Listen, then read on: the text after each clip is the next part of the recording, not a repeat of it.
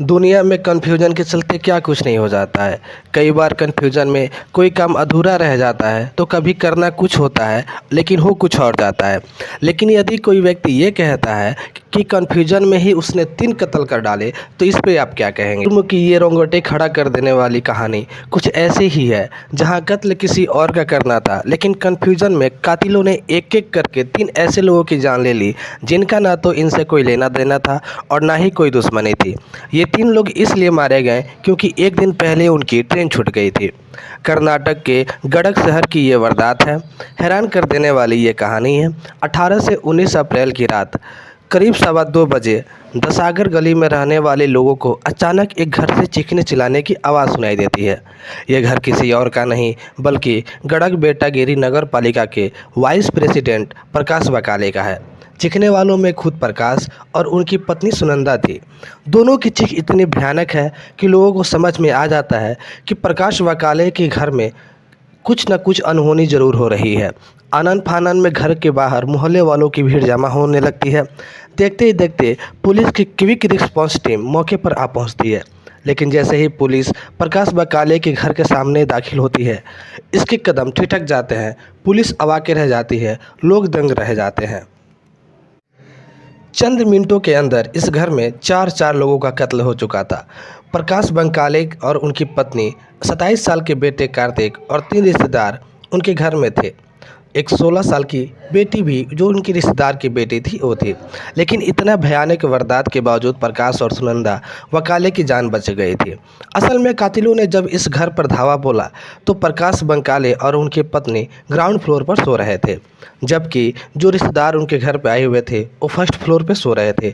हमलावर सीधे first floor की खिड़की से पहली मंजिल पर पहुँचे और वहाँ सो रहे जो रिश्तेदार थे उस पर टारगेट कर दिया। उनके चीख पुकार सुनकर ग्राउंड फ्लोर पर ही अपने कमरे में सो रहे प्रकाश बकाले का बेटा कार्तिक भागता हुआ जब पहली मंजिल पर पहुंच गया, लेकिन बदकिस्मती से फर्स्ट फ्लोर पर जाना उसकी मौत की वजह बन गई।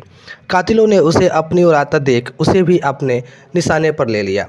ठीक रिश्तेदारों की तरह ही कार्तिक पर भी हमला कर दिया और कार्तिक का भी हत्या कर दिया और पलक झपकते उसकी भी जान चली गई। लेकिन घर पर हुए इस हमले के दौरान प्रकाश बकाले और उनकी पत्नी को इस अनहोनी का एहसास हो गया। उन्होंने अपनी सुरक्षा के लिए खुद को अपने बेडरूम में ही बंद कर लिया। उन्होंने दरवाज़ा अंदर से बंद कर दिया और वहीं से चीख चिल्लाकर लोगों से मदद मांगने लगे। खुद प्रकाश बकाले अपने ही घर से, अपने ही रूम से पुलिस के लिए कॉल की थी, लेकिन जब तक पड़ोसी रिएक्ट करते पुलिस मौके व वारदात पर पहुंचती, कातिल इस मकान के फर्स्ट फ्लोर पर 4 लोगों की जान लेकर फरार हो चुके थे। पुलिस जब मौके पर पहुंची तो पूरा घर खून से सना हुआ था। खासकर पूरा का पूरा फर्स्ट फ्लोर खून से सना हुआ था। खासकर जो फर्स्ट फ्लोर था, जो घर का सामान था वो बिखरे हुए थे। पुलिस और पड़ोसियों के देखने के बाद खुद प्रकाश बकाले और उनकी पत्नी अपने कमरे से बाहर निकलते हैं। सबको ये लगा कि इस वारदात के पीछे किसी डकैत का या किसी गिरोह का हाथ है। खैर, इस मामले की जांच के लिए पुलिस ने कई टीम बनाई और इस टीम को अलग अलग जिम्मेदारी दे दी गई। किसी को गडक और आसपास के इलाके में काम कर रहे डकैतों और गैंगस्टरों और उनकी गतिविधियों के बारे में पता करने की जिम्मेदारी दी गई। कोई टीम सीसीटीवी कैमरों की स्कैनिंग में लगी। एक टीम गडक दंपति और उनके जो और जो नाते रिश्तेदार थे उनसे पूछताछ कर रही थी, जबकि एक टीम मोबाइल सर्विलांस से जुड़े जो भी डेटा था उसे खंगाल रहे थे। यानी कि पुलिस की माने तो हर जगह से जांच चल रही थी। इस कोशिश में पुलिस को प्रकाश बकाले के घर पर धावा बोलने वाले कातिलों को की कुछ सीसीटीवी फुटेज हाथ लगे, लेकिन सीसीटीवी फुटेज से उनकी पहचान नहीं हो सकी। कातिलों ने घर के कुछ चीज़ें को बिखेर रखे थे, लेकिन मामला लूटपाट या डकैती का नहीं हो सकता था। कई बार मामले की जांच को भटकाने के लिए जो कातिल होते हैं ऐसी हरकत करते हैं कि घर की सारी सामानों को छेड़-छाड़ के चले जाते हैं। लिहाजा पुलिस ने दुश्मनी के एंगल से भी मामले को देखना शुरू किया, खासकर इसलिए क्योंकि उसे लग रहा था कि अगर हमलावरों का इरादा सिर्फ लूटपाट या डकैती करना होता तो वो 4 लोगों की जान लिए बगैर भी ये काम कर सकते थे। कहीं ऐसा तो नहीं कि इस 4 कत्ल के पीछे की वजह लूटपाट नहीं बल्कि किसी से दुश्मनी हो। इसके बाद पुलिस जांच आगे बढ़ी और पुलिस ने प्रकाश बकाले और उनकी पत्नी से पूछताछ की। उनसे और उनके घर परिवार और जितने भी नाते रिश्तेदार को लेकर सवाल किए। साथ ही ये भी पूछा कि उनकी किसी से दुश्मनी या लड़ाई तो नहीं। इस कोशिश में पुलिस को एक अहम बात पता चली। प्रकाश बंकाले ने बताया कि उन्होंने 2 शादियाँ की है।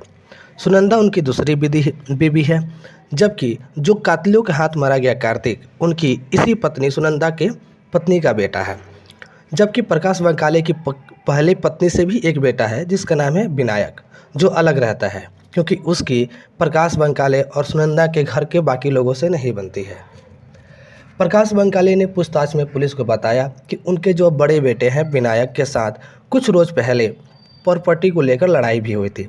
असल में प्रकाश ने बताया कि बगैर उनके जो बेटे हैं विनायक, उन्होंने बिना पूछे उनकी प्रॉपर्टी का सौदा कर दिया था और इस बात को लेकर प्रकाश ने विनायक को डांटा था और बहस करने पर देख लेने की धमकी भी दी थी।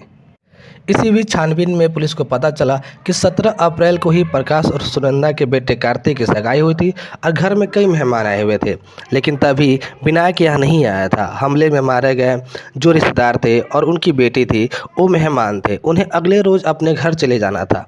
असल में जो रिश्तेदार थे जिनको घर चले जाना था उस परिवार को 18 अप्रैल को ही कोपल के लिए ट्रेन पकड़नी थी, लेकिन बदकिस्मती से उनकी ट्रेन छूट गई और फिर वो प्रकाश बंकाले के घर एक रात और रुक गए। लेकिन तकदीर का खेल देखिए कि ट्रेन के छूटने और रात के रुकने के लिए जो उनके फैसले लिए उनकी ज़िंदगी छीन ली। अब सवाल ये भी था कि यदि कातिलों ने किसी के कहने पर या किसी के दुश्मनी के चलते इस वारदात को अंजाम दिया तो फिर उन्होंने प्रकाश बंकाले परिवार के रिश्तेदार को क्यों जान ले ली। इन्हीं सवालों के बीच अब पुलिस ने प्रकाश बंकाले के बड़े बेटे विनायक के मोबाइल की फ़ोन की जांच शुरू कर दी। पुलिस ने जब उनके मोबाइल की CDR निकलवाई तो पता चला कि हाल ही में कुछ दिनों से उसकी कुछ खास नंबरों पर बातचीत चल रही है। इनमें से 2 नंबर ऐसे लोगों के थे जिनका पहले से ही क्रिमिनल रिकॉर्ड था, बल्कि एक तो इलाके का हिस्ट्री शीटर था। अब पुलिस ने एक तरफ प्रकाश बंकाले परिवार के जो बड़े बेटे विनायक को हिरासत में लिया और दूसरी तरफ उन बदमाशों की तलाश शुरू कर दी। थोड़ी पूछताछ के बाद पूरी कहानी साफ साफ हो गई, जो बेहद हैरान करने वाले थे। ये कत्ल ना तो किसी लूटपाट का नतीजा था और ना ही कुछ और, बल्कि इस वारदात के पीछे खुद घर का बड़ा बेटा विनायक ही था। उसने ही अपने पिता प्रकाश बंकाले, सौतेली मां सुनंदा और सौतेली छोटे भाई कार्तिक के कत्ल की सुपारी दी थी। पुलिस की पूछताछ में अपना जुर्म कबूल कर लेने के बाद विनायक ने पुलिस को बताया कि उसने इस काम के लिए पूरे 65 लाख रुपए की सुपारी दी थी। एडवांस के तौर पर 2 लाख रुपए दिए थे, जबकि बाकी रुपए काम पूरा हो जाने के बाद देने थे। असल में विनायक अपने पिता के साथ प्रॉपर्टी को लेकर हुए झगड़े की वजह से काफ़ी नाराज़ था। एक तो उसे लगता था कि उसका पिता प्रकाश बंकाले अपने छोटे बेटे कार्तिक से ज़्यादा प्यार करता है। ऊपर से उसे यह भी लगता था कि प्रकाश का जो व्यवहार है उसके साथ भेदभाव से भरा है। विनायक ने कातिलों को सुपारी देने के साथ ये भी साफ कर दिया था कि उन्हें घर में मौजूद 3 लोगों के ही जान लेने हैं, जिनमें से 2 उसके माता पिता हैं जबकि एक उसका भाई है। लेकिन कातिल ना तो उसके सारे लोगों को पहले से पहचानते थे और ना ही सुपारी देते वक्त विनायक ने अपने माता पिता और भाई की कोई पहचान बताई थी। कातिलों को ठीक से नहीं बताया था। लिहाजा जब कातिलों ने 18 और 19 अप्रैल के दरमियान रात प्रकाश बंकाले के मकान पर जब धावा बोलते हैं तो उन्हें घर में जो भी सोता हुआ मिला उन्हें टारगेट करने लगे। इस तरह से उनके घर में जो भी रिश्तेदार आए हुए थे, जिसमें एक बेटी भी शामिल थी, जो मारे गए, जिनका दूर दूर तक प्रकाश बंकाले के परिवार से चल रही इस लड़ाई से कोई लेना देना नहीं था। उस सगाई में शामिल होने पहुंचे थे और अगले रोज उन्हें घर वापस लौट जाना था, लेकिन ट्रेन छूट जाने के कारण उन्हें एक रात और इस घर में रुकने के लिए ठहरे हुए थे। इसके बाद पुलिस ने विनायक की निशानदेही पर एक एक करके उन 7 लोगों को गिरफ्तार कर लिया जिन्होंने सुपारी लेकर कत्ल की इस वारदात को अंजाम दिया। इन कातिलों में कुछ का ताल्लुक कर्नाटक से है, जबकि कुछ का गोवा और कुछ का महाराष्ट्र से। कातिलों को गिरफ्तार करने के बाद उनसे हुई पूछताछ में पुलिस को पता चला कि जो रिश्तेदार के जो परिवार थे, जिसमें 3 लोगों की कत्ल हुई, उनमें धोखे हो गया। और जब कत्ल के दौरान प्रकाश बंकाले जो थे शोर मचाने लगे तो उन्होंने मौके वारदात से भागना ही ठीक लगा और फ़ौरन मौके से भाग जाने और अपनी गाड़ी तक पहुंचने से पहले घर के पास एक नाला था और नाले में जो भी कत्ल में इस्तेमाल किए गए जो सामान थे, चाकू थे, हथियार थे, वो फेंक कर फरार हो गए। फ़ौरन अभी इस पर जाँच चल रही है। पुलिस अभी और इसे जाँच कर रही है।